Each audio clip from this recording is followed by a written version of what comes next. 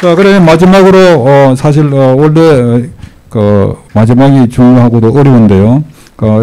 일본에 계시는 신동해 교수님이 기타 교수대 신동해 교수님이 지방자치단체 ESG에 대해서 일본의 사례를 중심으로 발표하겠습니다. 신동해 교수님 오래 기다리셨는데 발표를 부탁드리겠습니다. 예, 오늘, 귀한 자리를 만들어 주시고요. 특히 오늘, 어제도 그랬는데, 주로 저는 정책학이니까 거의 만나는 게 정책 관련한 연구자들 중심이었는데요. 어제 기업들, 대기업, 중소기업들, 그리고 전 이렇게 오늘도 제주도도 그렇고, 대구도 그렇고, 여러 곳에 지방자치단체가 어떤 고민을 하고 실제 어떤 정책들을 지금 막 실행하고 있는지 그런 것들을 알게 되어서 저한테도 되게 의미가 있었습니다.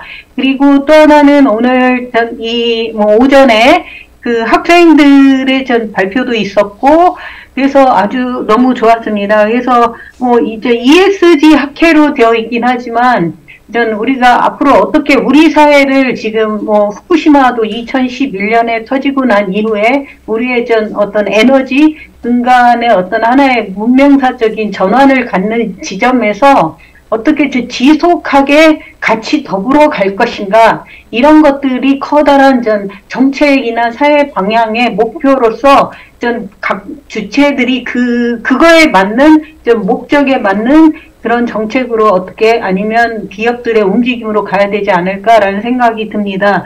일단 제 소개를 드리면 저는 일본 기타 큐슈 대학의 법학부의 정책과에 있고요. 그 다음에 저의 기본 전공은 환경정책론입니다. 그래서 에너지와 오늘 많이 이야기 나왔는데 쓰레기 플라스틱 문제, 그 다음에 도시 대해 그래서 토지 이용을 어떻게 할 것인가, 이를 통해서 마을의 지역의 활성화를 어떻게 할 것인가, 그리고 그를 위해서는 정책 과정에서 시민사회를 어떻게 아까 끌어내는가, 아까 대구에서도 말씀하셨죠. 어떻게 시민을 끌어들일 것인가가 커다란 과제라고 말씀을 하셨는데 아주 좋은 말씀이었고요. 그래서 시민사회와 가버넌스, 그 다음에 요즘 한참 문제가 되고 있는 지역 활성화 이런 주제로 공부하고 있습니다. 일단 이게 제 소개고요. 오늘 제가 드릴 말씀은 아까 신보관 원장님께서도 길게 말씀해 주셨는데 ESG도 있고 SG도 있고 굉장히 많은 용어들 개념들이 우리 사회를 이렇게 막 어떤 문제 제기를 하고 있는데 과연 이게 무엇인가, 이게 새로운 것인가, 그래서 무엇인가 그 부분에 대해서 조금 말씀을 드리고 그 다음에 사실 그런 이야기를 하면서 나오는 이야기가 이게 새로운 개념들은 아니다. 유엔에서도 1961년부터 국제 개발 10년간에서 10년 단위로 계속 계획이 나오는데 그게 1961년부터 나왔단 말이에요. 그래서 1992년에 브라질 리오에서 나온 환경연합, 환경 서미트에서 나왔던 개념이 지속 가능한 발전이란 개념이죠. 거기서 처음으로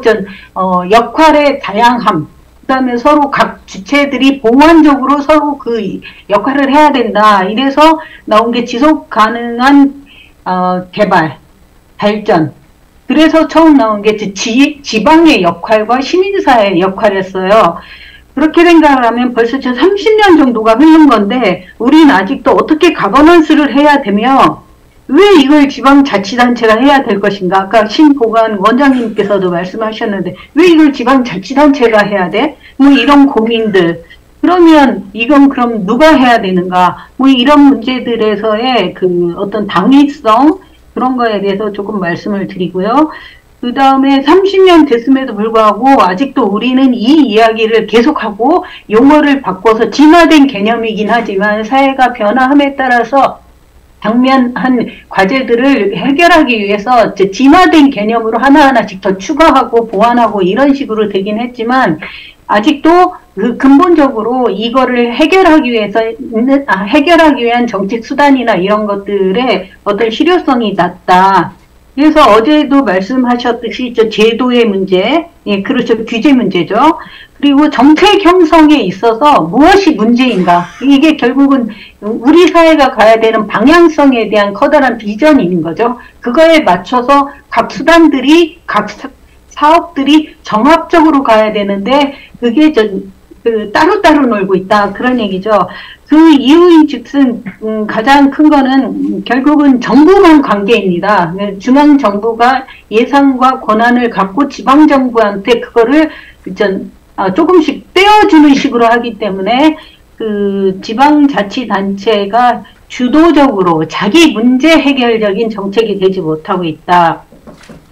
그거 하나고, 세 번째는, 여러 가지 문제가 있습니다만, 세 번째 문제로 크게 보면은, 참여가 형식적이 되어 있다. 그래서 아직도 우리는 톱다운에 익숙해져서, 지역의 주민들이 지역 자치로 갖고 가기 위해서 스스로 당사자 의식을 갖고 스스로 움직이는 그런 제도 설계를 해야 되는데, 그게 사실 아까 대구였나요? 아까 두 번째 토론으로 말씀해 주신 분께서 가버넌스를 어떻게 끄집어낼 것인가 그게 어렵다고 그러셨는데 그게 그냥 자연이 되는 게 아니라 제도 설계를 해서 그 잠재력을 끌어내는 그런 방법이 필요하다고 생각합니다. 어쨌든 아까 신보관 원장님께서도 말씀하셨는데 왜 해야 되는가 지방자치단체가 그리고 어떻게 해야 되는가 그 부분에 대해서 오늘 발표를 이어가도록 하겠습니다. 네, 목차는 대략 이런 내용이고요. 네, 지금 조금 전에도 말씀드렸지만 일단 정책 환경이 변화한다는 얘기죠. 예, 코로나도 우리가 생각하지 못했는데, 한 6개월 정도에 끝나리라고 생각했는데, 3년 정도를 가고, 그 3년 동안 있으면서 많은 경제나 인간관계나 사회 문제가 또 새롭게 계속 나오고 있고요. 그 다음에, 아까도 말씀드린 2011년에 후쿠시마를 계기로 원자력 에너지에 대한 문제 제기도 있었고, 1990년대 이후로 기후변화, 에서 CO2, 탈탄소사에 대한 문제 제기가 있었고, 그리고 이 사회 전체의 과학기술이 발전함에 따라서 에너지의 사용은 갈수록 증가하는 형태로 사회 경제 모델이 이행하고 있다. 이런 속에서의 어떤 지방자치단체나 우리 사회가 갖고 있는 문제들이 이런 거죠. 그리고 그래서 이런 것들을 지방자치단체에서 어떻게 해결할 것인가. 근데 우리 각 부분별로 각 부처가 부처별로 되어 있기 때문에 부분별로 문제를 생각하는 경향이 있긴 하지만 사실은 이것들은 커다란 지속가능이라는 목표와 비전을 가지고 통합해 나갈 수, 정책에서 통합할 수 있다.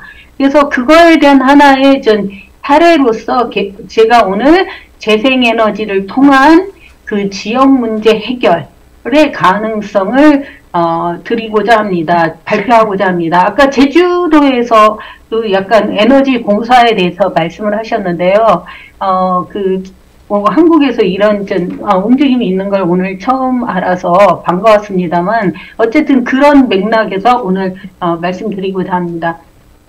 그래서 정책에 이런 식으로 환경이 변화되어 있다는 얘기하고, 그 다음에 패러다임이 변화하기 전에 우리가 이른바 1960년대에서부터 고도 경제성장을 주축을 해왔던 것들이 탄소 중심과 하드웨어, 사회 인프라, 토목 중심의 건설로 눈에 보이는 어떤 경제적인 성장 지표에 굉장히 주안점이 있었죠. 그래서 그런 것들이 벌써 40~50년 되면서 도시가 노후화되고, 지역 환경이 오염되고, 그 다음에 지역의 환경이 오염되고, 그리고 서울 중심의 대도시 중심의 어떤 정책들 때문에 지역이 쇠퇴되고, 인구 구조가 변화하고, 이런 문제들, 그리고 경제가 성장하면 할수록 사실은, 모든 환경 지표들이 좋아지거든요. 환경에 대한 투자를 높이기 때문에. 반면에 에너지하고 쓰레기는 경제 성장이 하면 할수록 에너지하고 폐기물은 늘어납니다. 그래서 아까 그 지방자치단체 그에서 발표하러 오신 분들도 말씀하셨는데, 쓰레기 문제가 계속 나오고 있고, 에너지 문제가 계속 나오고 있는 게 바로 이러한 점이죠. 예, 그리고 네 번째로 아까 말씀드린 리오 환경 서밋에서 저는 환경, 지역이라는 단어가 드디어 나왔다, 이런 이야기고, 그리고 일본에서도 그 이후에 계속 환경과 그 지역을 중심으로 한 여러 가지 정책이 지금 보시는 바와 같이 나오고 있습니다. 근데 여기에서 가장 중요한 거는 결국은 아까 누군가도 말씀을 하셨는데 누가 책임을 질 것인가? 그 다음에 그 비용을 어떻게 사회적으로 어떻게 합의해서 그거 비용을 부담할 것인가? 그런 이야기가 되겠죠. 그래서 각 지방자치단체가 2000년 이후에 굉장히 경쟁적으로 환경도시, 지속가능한 도시, 문화도시, 복지도시, 국제교류도시라는 식으로 각 지방자치단체의 그 슬로건으로 지방자치단체를 브랜딩을 하기 시작했습니다. 그리고 2015년에 지역활성화 정책을 우리나라식으로 하면 국무조정실 단위에서 아주 적극적으로 해오고 있습니다. 네, 이런 상황이고요.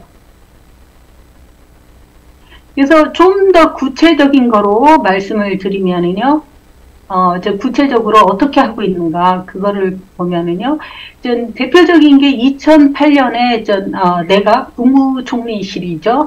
하고 우리나라 행안부에 해당되는 곳에서 인구별로 해서 환경도시, SDG 도시라는 개념을 설정을 해서 매년 1년에 6개씩 도시를 계속 선발하고 있습니다. 근데 기본적인 키워드는 지역, 그리고 이산화탄소를 절감하고 도시와 농촌을 연계하고, 그러니까 각자 도생이 아니고 지역과 농촌, 예를 들어 동경하고 주변 지역을 연계하고 뭐 이런 식으로 하고, 그 다음에 우리나라도 산림청에서 지금 열심히 하고 있는 거는 알고 있지만 산림청에서의 CO2 배출 거래를 시장화했습니다. 시장 메커니즘으로 들고 들어왔습니다. 어쨌든 이런 움직임이 있습니다.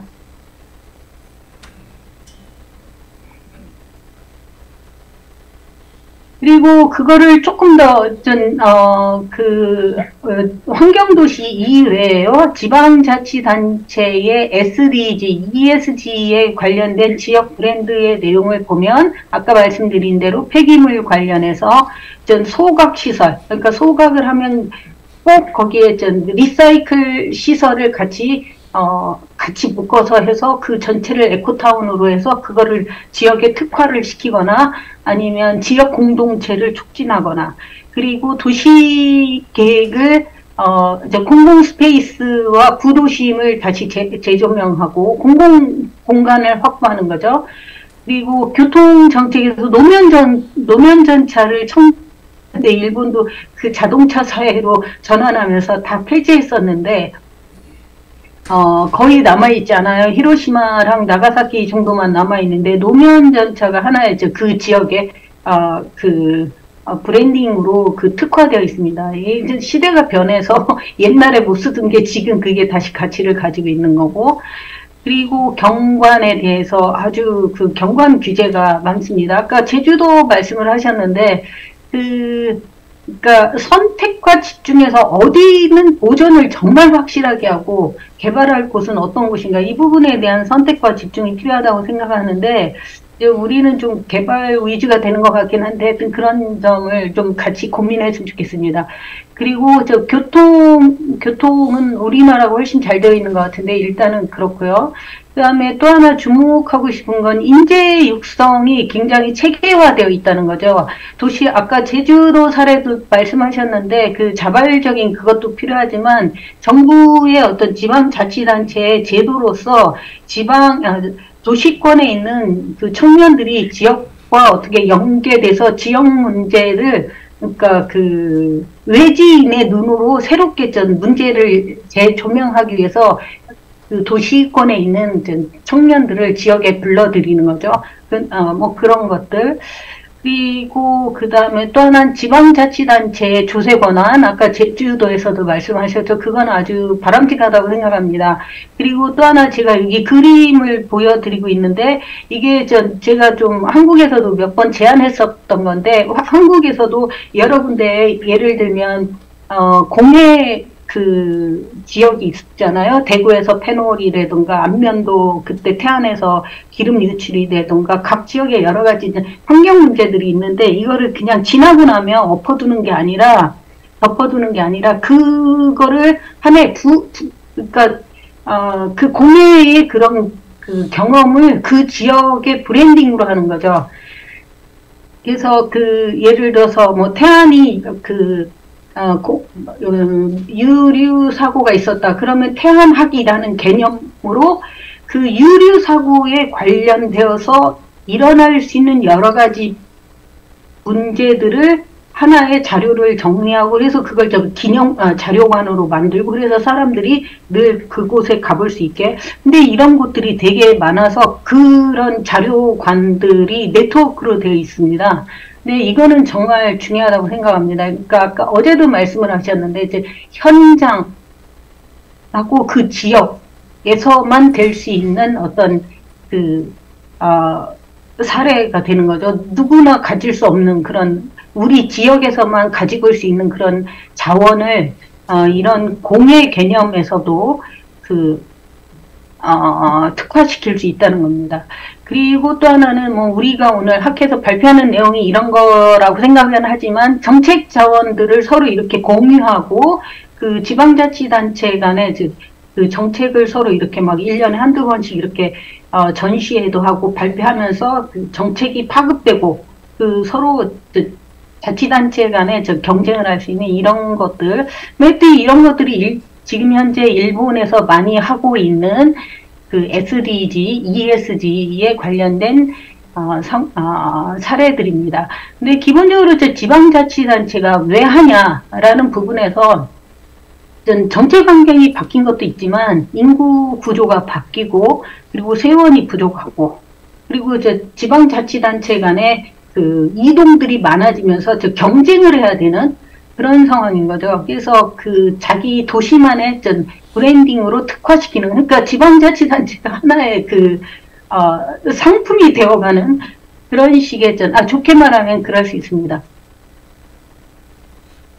예, 그래서 뭐 지방자치단체의 여러 가지 사례를 이런 식으로 묶어서 계속 지방자치단체 연수나 그 교육들 이런 것들을 서로 정보 교환하고 많이 하고 있습니다. 그리고 관련해서 관련 시민 그룹도 많이 활성화되고 있습니다. 예, 그래서 정리하자면 이런 상황이고요.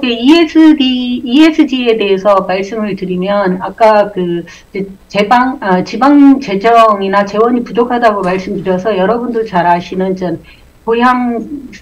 고향 납부세 같은 그런 것들이 의외로 잘 되어서요. 개인이 지방자치단체에 기부하는 것도 있지만 그러니까 예를 들어서 한국식으로 하면 유한 킴벌리하고 대구시가 유한 킴벌리가 대구시에 기부를 하는, 그러니까 기업과 지방자치단체, 개개인과 지방자치단체 이런 식으로 하나의 투자 기부 상대로서 지방자치단체와의 관계가 형성이 되고 있습니다. 그것의 확대판으로 ESG의 채권을 볼 수 있습니다. 그래서 지금 많은 지방자치단체가 이런 식으로 ESG 채권을 발행해서 지방자치단체의 ESG 관련 사업을 촉진도 시키고 기업의 관심, 그러니까 제가 투자한 곳에는 관심을 갖게 되니까 기업의 관심, 그 다음에 개개인의 관심을 끌어내는 거죠. 네, 그러면 제가 아까 말씀드렸던 이런 과제들에서 재생에너지를 통한 지방의 어떤 문제점 아니면 예산 그리고 공공인프라 를 어떻게 연계해서 하는가, 이른바 에콜로지 텍스라는 거죠. 환경에서 벌어들인 돈으로 전 지방의 부족한 재원이나 지방에서 필요로 하는 사업들의 재정을 보전하는 그런 개념이 되겠습니다.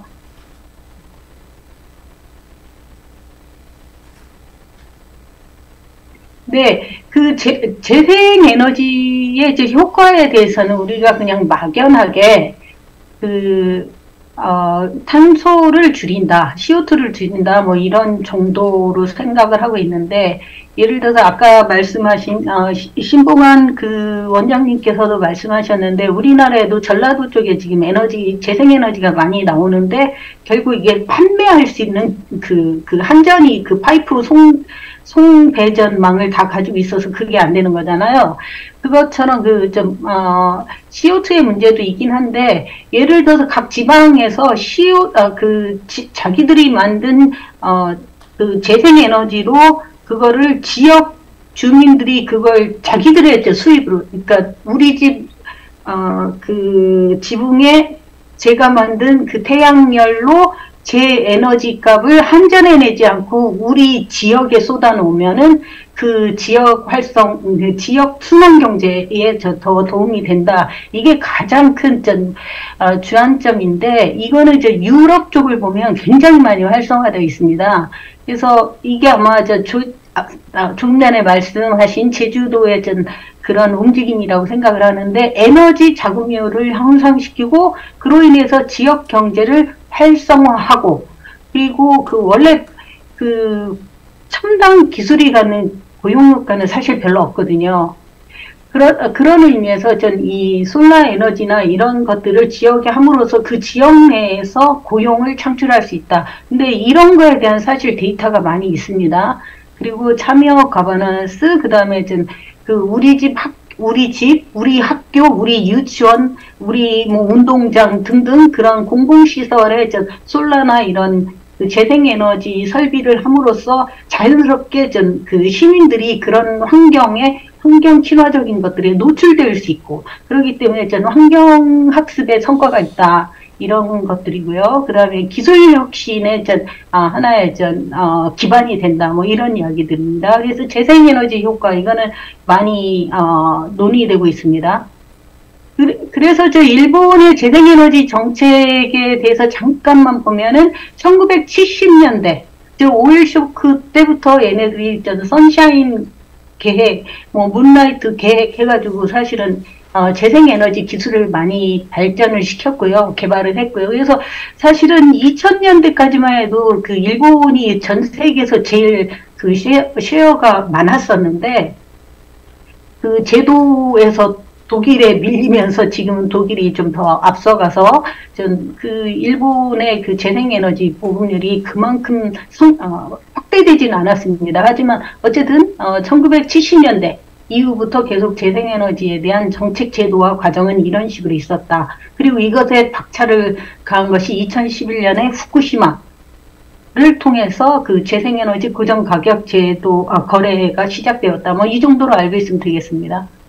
그래서요, 그럼에도 불구하고 아직 코로나 상황도 있긴 했지만, 제일 밑에 있는 게 재생에너지고요. 그 위에는 화석 연료예요. 아직도 한국 상황과 좀 다르지 않은 게 비슷한 게, 전력 산업, 전력 기업들 간의 이해관계 때문에 이 송배전망을 완전히 유럽처럼 풀질 않았기 때문에, 재생에너지가 만들어져도 갈 곳이 없습니다. 그래서 재생에너지가 현재 한 20%거든요.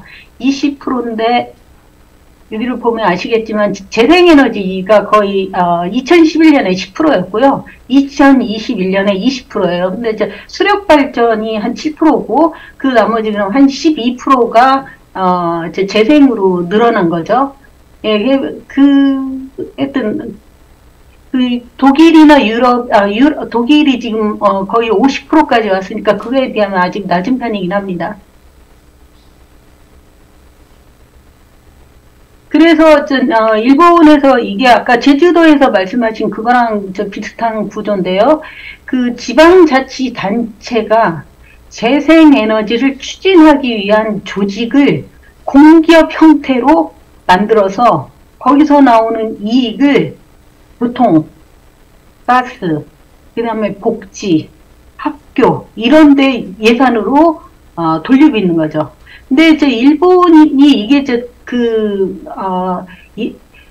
당초의 목표처럼 그다지 빨리 진행되지 못하는 게 이런 공공 인프라가 이미 민영화가 되어 있어요. 그래서 이제 그쪽으로 돌리질 못하는 그런 한계점이 있습니다. 이거는 우리나라도 똑같은 것 같아요. 그러니까 지방자치단체의 리더들께서 좀 더 이 부분을 어떻게 할지 좀 더 고민할 필요가 있다고 생각합니다. 예, 그래서 현재 전국에 한 80개 정도의 지역에서 지방자치단체가 운영하는 재생에너지 공영 기업이 이런 식으로 있습니다. 예.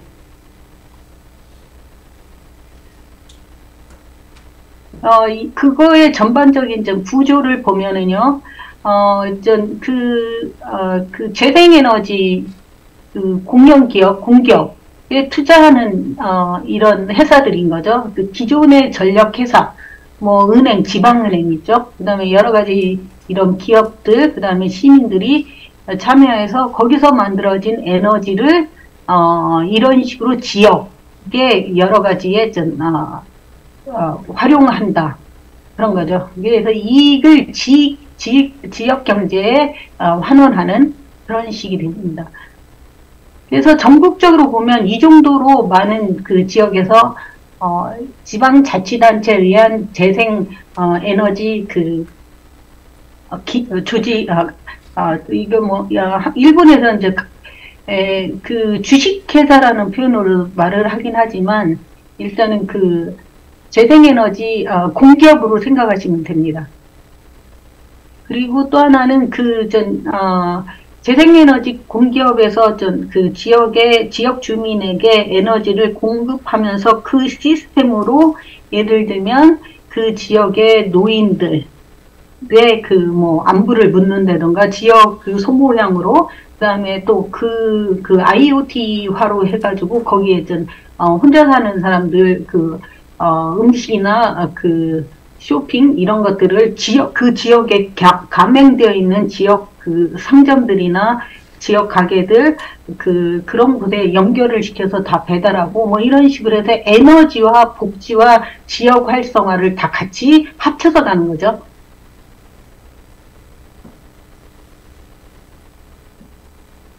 네, 이거 이 사업에 대한 정책을 제가 분석한 건데요. 이거는 아까 서두에서도 좀 말씀드렸고요. 이거는, 예, 이런, 한계가 아직 있습니다. 예. 그래서 논의할 점들은, 그런 거죠.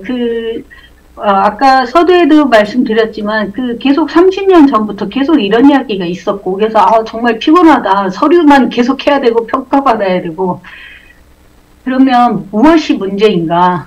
했다는 것만, 그러니까 그동안에 기존에 있었던 모든 사업을 다 합쳐가지고, 이게 SDG로 묶어서 EGS로 묶어가지고, 보면은 사실 새로운 것도 없는데, 그냥 이것저것 메뉴만 많은 그런 상황이니까, 어떻게 보면 자기 합리화, 면죄부를 주기 위한 그런 것들이 있고, 예를 들면, 플라스틱 문제, 마이크로 플라스틱 문제가 그렇게 많이 논의가 되지만, 그 지역에 있는 상점들과 플라스틱, 음식 트레이 같은 거를 안 쓰게 하는 그런 조례, 자판기를 안 쓰게 하는 조례, 이런 것도 사실 어렵지 않은데, 이런 것들을 앞으로 어떻게 할 것인가. 그러니까 자기 합리화의 그런 게 아니고, 했다라는 면죄부로서의 SDG가 아니라, 사실 그걸 하기 위해서 지역의 어떤 문제를 어떤 주체와 같이 협약을 맺는가, 그래서 조례화하는가, 그리고 조례화에 참여한 것에 대한 인센티브를 단지 금전적으로 할 것인가 아니면 주민들과 협동해서 그것들을 좀 더 그거를 공유하는 식으로 해서 참여의식으로서 그걸 보상을 하는가 이런 식의 제도 설계가 필요하다고 생각합니다. 그리고 또 하나 두 개만 더 말씀을 드리면, 저 보조금 사업의 문제점이 있는데요. 이제 지방자치단체 예산이 사실 뭐 30%도 안 되잖아요. 전국에서 28% 정도밖에 안 돼서 한국의 경우. 그래서 거의 보조금 사업에 그 의존을 하다 보니까 그 회계 연도에 맞춰서 사업이 했다 말고 그렇게 되는 것들이 문제점이고, 어떤 획일성, 그러니까 그 환경부나 이런 곳에서 어떤 사업에 맞는, 예를 들어서 탄소 중립 도시 그런 그거에 맞춰서만 하니까 모든 것이 다 이제 획일화되어서, 작년에 환경도시 그 평가단으로 제가 전국에 12곳을 돌아다녔었는데요. 거의 똑같아요, 사업 내용이.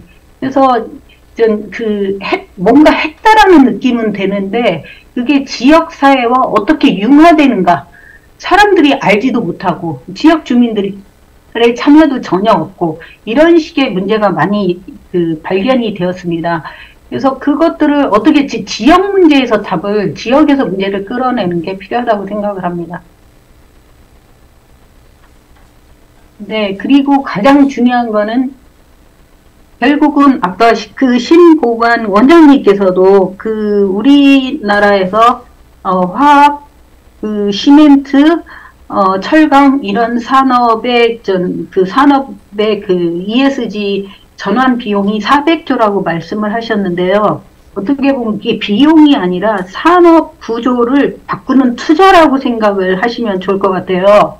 그래서 즉 이 이해관계를, 어떤 사회가 A에서 B로 넘어갈 때 결국 이해관계가 바뀌는데, 이 구조를 어떻게 바꿀 것인가, 그 부분에 대한 투자를 하면 새로운 구조의 새로운 경제가 생기니까, 저는 이 구조를 어떻게, 이해관계를 어떻게, 이 기득권의 이런 관계를 어떻게 좀 더 다원하게 풀어나갈 수 있는가, 이 고민을 정말 사회적으로 해야 된다고 생각합니다. 그리고 굿 거버넌스, 아까 말씀하셨는데, 그러기 위해서는 시티즌이 필요한 거죠. 그러기 위한 교육이 필요한 거고요. 이런 토론의 자리가 필요하다고 생각합니다. 그리고 아까 오늘 계속 이야기가 나와서 잠깐만 이거 오늘 금방 정리한 건데요.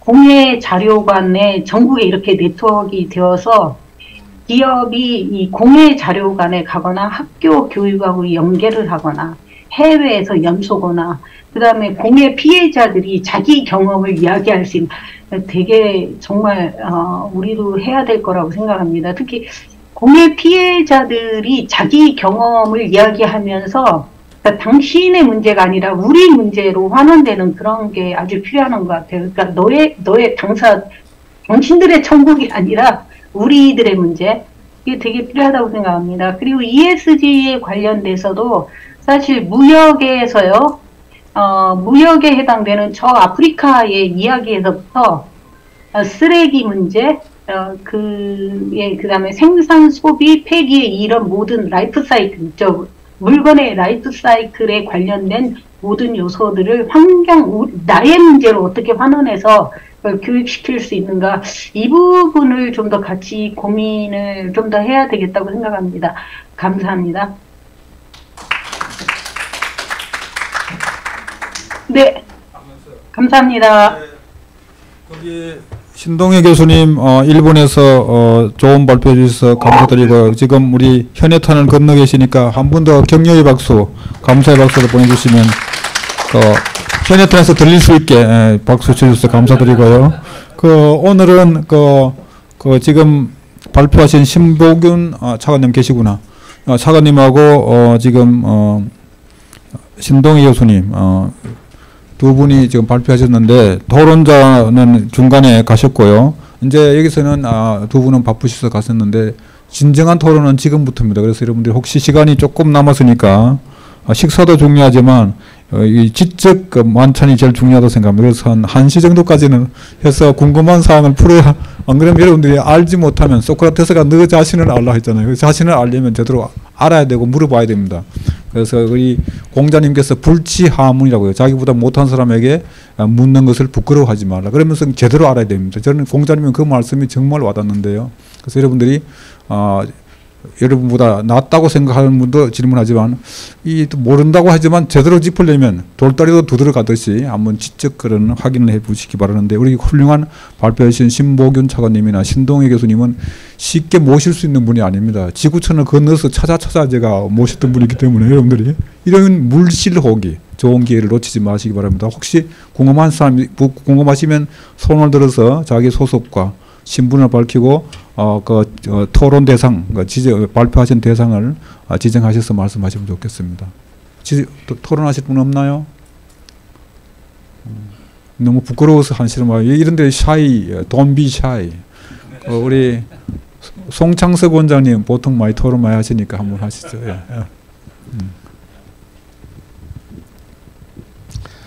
네, 발제 잘 들었고요.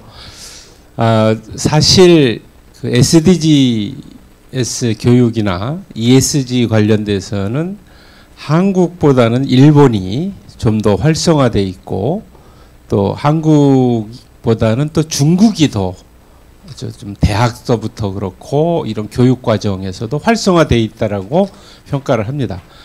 그리고 이제 한국의 앞에서 그 세션에서도 이야기가 됐지만 그 SDGs나 ESG 관련돼서 이제 걱정하는 것이 이제 그린워싱 아까 말씀 주셨고 실체적인 그러니까 이게 뭐 홍보 차원이든 뭐 면책을 하기 위해서 그냥 면피하기 위해서 해야 된다라고 하는 그러한 뭐 운동이랄까 감시 평가 체계 이러한 것들이 일본에서 좀 뭐 적용되고 활성화된 사례가 있는지 지금 저희 학회에서도 그런 이야기를 많이 하거든요. 이것이 나쁜 의미로의 그 어떤 신드롬 비슷하게 막 유행처럼 번지는데 내실 있고 실체적인 또 이런 내용으로 가져가기 위해서는 또 그린워싱 이런 개념에서 또 평가 감시 체계도 필요한 것 같거든요. 그래서 좀 일본의 그 현황 같은 걸 여쭤보고 싶습니다. 예, 여기 대해서 우리 신 교수님 현문의 현답을 기대합니다. 네. 오늘 지금 말씀 정말 감사합니다. 그 일본의 그 환경 시민 컨테스트라고 해서 그 환경 관련한 그 NPO들이 연합해서 만든 게 있어요. 그래서 정부가 예를 들면 그 환경 그 모델 도시를 매년 선정을 하거든요. 네, 그거에 대항해서 시민들이 자기들이 환경 시민 단체를 뽑아요. 근데 역시 그 어떤 시민들의 참여 그런 것들하고 그 지역에 그게 어느 정도 인지가 되는가 그런 식으로 중앙 정부에서 하는 그 평가 기준하고 좀 다르게 10개 정도 그 평가 항목이 있습니다. 그런 식으로 시민단체의 움직임들이 있죠. 예, 정부가 아닌 시민단체가 환경단체를 매년 뽑아서 그거를 발표하고, 그리고 시민단체가 요즘은 그런 게 많이 생겼어요. 시민단체가 여러 가지 그 교육 플랫폼을 만들어서 공무원들하고 같이 그 세미나, 웹 세미나가 되게 많이 늘었습니다. 그런 식의 움직임들이 있습니다. 예, 또 우리 김재홍 고문님. 예, 안녕하세요. 신동희 교수님 발표 잘 들었습니다. 저도 대학 교수입니다. 서울 미디어 대학원 대학교의 석좌 교수입니다. 국회의원 한번 했습니다만, 질문 드릴 거는 그 후쿠시마 원전에 대해서. 후쿠시마 원전이 사기업인지 공기업인지 저는 모르겠습니다만, 후쿠시마 원전의 공기업입니까? 원래는 그게 국영 기업이었는데 민영화됐습니다. 민영화됐고요. 9개로. 예. 어쨌거나 그 후쿠시마 원전의 오염수 방류에 대해서 한국에서 우리가 제일 당사 피해국이라고 할 수 있고요. 뭐 중국도 마찬가지입니다만 일본 내에 지금 말씀하신 것처럼 ESG가 굉장히 발전되어 있는 걸로 말씀하시는데 일본 내의 ESG 관련 단체들, 학회나 ESG 뭐 활동가들이 후쿠시마 원전의 그 오염수 방류에 대해서 반대 운동을 하거나 뭐 건의를 하거나 하는 거 없습니까? 앞으로 그렇게 해 가야 되는 거 아닐까요? 예, 옳으신 말씀입니다. 아, 정말 옳으신 말씀입니다. 오늘 이런 질문을 해줘서 너무 반갑습니다. 사실은 저도 그 2014년에 정말 이게 100년에 한 번 있을까 말까 한 그런 사고라서, 먹을 거 싸들고 2014년에 갔습니다. 그 동경전력이 전국에 있는 그 여론, 미디어 쪽하고요. 선생들을 대상으로 뽑아서 그때 제가 갔다 왔거든요. 근데 정말 그 죽음의 묵시록이라는 영화 있잖아요. 그런 느낌이었어요. 그리고 또 하나는 뭐 지금도 아직 그 페루를 아직 못했어요. 제가 갔을 때 페루를 40년 이야기했었는데, 얼마 전에 그 원자력 관련 학회에서 시나리오가 나왔는데, 최소 100년이고, 그렇지 않으면 300에서 400년까지 시나리오가 3개가 나왔습니다. 그래서 이제 겨우, 그 로보트가 들어갔는데 그게 다 고온이다 보니까 다 그게 부셔지고 그래서 내부 촬영이 정말 잘 안 되고 있는 상황이에요. 그리고 또 그 근처가 다 그 원자력 발전소는 다 연안에 있으니까 그 연안에 그 해변 그쪽에 특히 후쿠시마는 산이 많아서 지하수가 그 밑으로 지나가거든요. 그래서 오염수가 하루에 100톤 정도 나오는 상황이고 지금 11년 동안 모은 오염수와 그 찌꺼기들, 그러니까 뭐 거기 그 탱크 이런 데 붙은 아니면 오염수 닦아내는 걸레, 뭐 그 통에 붙은 흡착물, 뭐 이런 폐기물까지 포함해서 지금 11년 동안 모아진 거를 앞으로 30년 동안 희석해서 내보낸다고 그러죠. 근데 일본의 경제산업성에서 안전하다. 이런 그 동영상을 무지개 많이 올려놓고 있어요. 지금도 들어가 보시면 아시겠는데. 그래서 시민단체들은 무지개 반대하고 있죠. 그리고 학자들 모임도 많이 있고요. 원자력 그 시민위원회도 있고요. 그 다음에 또 하나 또 제가 외국인으로서 일본 사회의 그 시민사회의 움직임, 그 다음에 정부의 움직임, 기업의 움직임 여러 가지가 있는데 일단 연구자로서 좀 많이 배운 거는 그 후쿠시마 관련해 우리는 으쌰으쌰해서 뭐 잊어버리고 이런 것들이 있는데 그 원자력 관련해서 책이 한 100권 정도 있어요. 근데 물론 그렇다 한다고 해서 그게 다 모든 사람이 읽거나 알거나 이건 또 다른 이야기이긴 하지만 끊임없이 문제제기는 계속 하고 있다는 거죠. 그래서 아까 제가 발표해서 그 이해관계를 어떻게 이거를 바꿔가는가. 그러니까 예를 들어서 제가 일본을 하다가 일본만 보면 안 되겠다 해서 유럽을 보게 됐고 그 중에서 독일을 봤는데 똑같이 원자력 산업이 되게 중요하고 그럼에도 불구하고 그거를 둘러싼 사회적 논의의 변화가 생기는 거죠. 그러려면 이해관계를 어떻게 바꿔나가는가 긍정적으로 그런 고민이 많이 필요한 것 같아요. 그래서 아까 신보관 그 원장님께서도 우리도 전라도의 에너지는 나왔는데 그게 한전에서 풀어놓지 않는다. 그런 문제들인 거죠. 그래서 저는 이번 학회가 정말 좋았던 게 공무원 지방자치단체의 의견을 많이 듣고 기업의 의견을 듣고 또 시민사회와 교육 고등학생들 아까 그랬는데 그런 식으로 좀 정말 ESG의 이번에 학회 모습이야말로 정말 ESG의 G를 잘하고 있구나. 이런 논의를 정말 좀 더 많이 해야 되겠다. 그런 생각을 했어요. 예, 감사합니다. 잘 들었습니다. 그리고 마무리로 일본 정부 아까 안전성에서 문제 없다, 안전하다. 너무 이기적이고 아전인수적인 그런 발표 아니겠습니까? 국제 표준이 진짜 중요할 것 같습니다. 원자력 안전에도 국제 표준이 있을 거고요. ESG도 제가 아까 말씀드린 것처럼 ISO 같은 국제 표준 기구가 있습니다.